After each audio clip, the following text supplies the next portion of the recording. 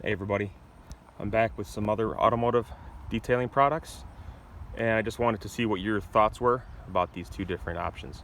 So for washing the windows, cleaning the windows, what do you guys prefer? Do you guys prefer the standard squeegee,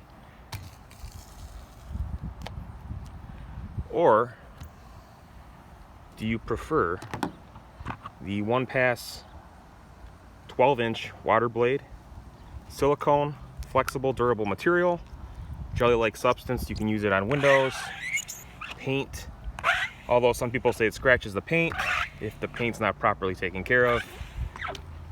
For instance, like black paint that's been sitting around, hasn't been taken care of, polished, prepped, anything like that, waxed in years, that'll probably scratch it.